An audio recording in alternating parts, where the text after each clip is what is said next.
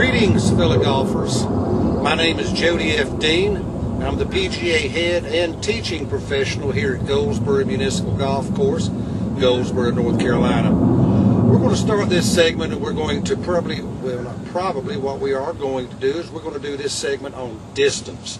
I've had a few people have emailed me back and want to know how they can hit their shots further. Now, I am a firm believer in the golf swing that 99% of all your errors within the swing are going to come from your basics. Now, the first three video segments I have done, the first one was on the grip, the second was on the alignment, and the third was on setup. That is pretty much the triology in golf and the triology of the basics. We have to have those things set and set properly every time before we start to swing a club back. Now, there are many great teaching professionals that you can go online and look and see where this part of the swing has got to match with this part of the swing and that part of the swing and that part of the swing. And a lot of times on the golf course we can really get pretty much of an overload of information to where it makes it almost impossible to swing the club back. But in order to get distance, two of the things that we're going to have to really strive for is we're going to have to strive for having the correct body rotation through the moment of impact of where we should be at it. Plus, another major part of importance of the distance-wise is what we call the lag angle. The lag angle is the angle that is formed pretty much between your left forearm and the shaft. It's the L that is formed, and how to create that lag angle and how to hold it for as long as possible until we make impact with the ball. That's why when you see the pros or any good amateur golfers play golf, it'll notice almost like they're swinging in slow motion, who can hit the ball in such great distances. Now, as I said, there are many good teachers that teach you all the different positions of the swing, but in order to have any kind of a hope to hitting a good consistent shot with any kind of power, we must do it in a fluid motion. There must be fluidity into the golf swing. That being the case, what we're going to talk about today is tempo. Before we have any kind of a chance to hitting the ball any further by doing the other two things of the create torsional resistance in the body and the releasing of it and the releasing of the lag angle, then we have to have the correct tempo in the swing. That is the number one thing that we're going to do today. The other two segments as we go on, we're going to go into the next one. We're going to do in the proper release of the body, and then we're going to go into hold the lag angle into the proper moment of impact. That being the case, let's start right straight on into the lesson. Tempo. The secret to golf. If there is one secret, this is what it is. Every golf swing is on a 3-to-1 ratio. Now, what do I mean by that? Okay, what I mean by that is the downswing is always 3 times faster than the backswing. It has been proven and has been shown from films back to before Ben Hogan up to Tiger Woods today, that what they have done, they have gone back and counted the amount of frames in the film from the start of the swing to the top and the top back to the moment of impact. That is the tempo of the swing.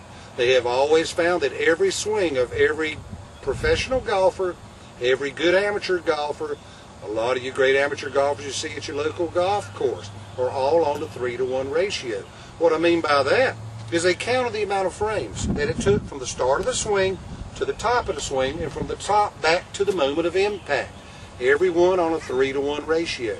I did it myself as a kid a long time ago, been doing it all my life. Never even knew what I was doing other than the fact that it actually worked good for my swing. But come to find out what I did, all I was sing a little children's song, Ta-ra-ra boom-de-ay to myself as I hit balls. I would start my swing, I would go ta-ra-ra boom-de-ay, ta-ra-ra boom-de-ay, perfect 3-to-1 ratio. Now, back to the 8mm films. But what they did is they counted the amount of frames, like I said, it took from the start of the swing to the top and the top to the moment of impact. 3-to-1 ratio. If it took them 21 frames of the camera to go to the top, it took them 7 frames to come back to the bottom. Okay? What? 3 times 7 is 21. Downswing is always 3 times faster than the backswing. Always is. Backswing is nothing more but just a platform to deliver the swing to the moment of impact, which is the holy grail. Tempo.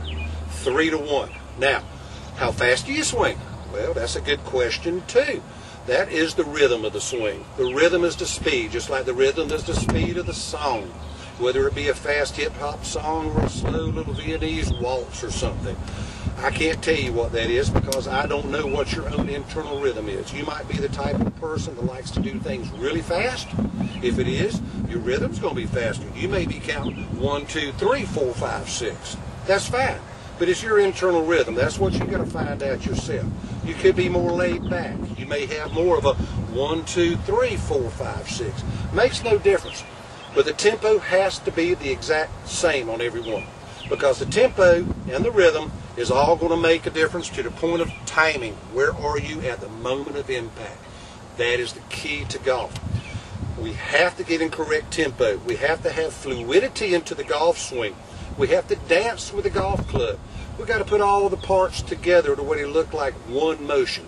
Just as you're learning how to dance, when you first do the first, or you learn the steps, you look really awkward at it. Golf swing is the same way. But then when we put them all together and put them within tempo, then it looks like a golf swing. We can start hitting better shots. We can start hitting more consistent shots. And as we get into the lessons, we're going to talk about how to get more distance out of it. But first, we have to have the tempo right in the golf swing. So, until the next lesson, hit the little ball first and the big ball second.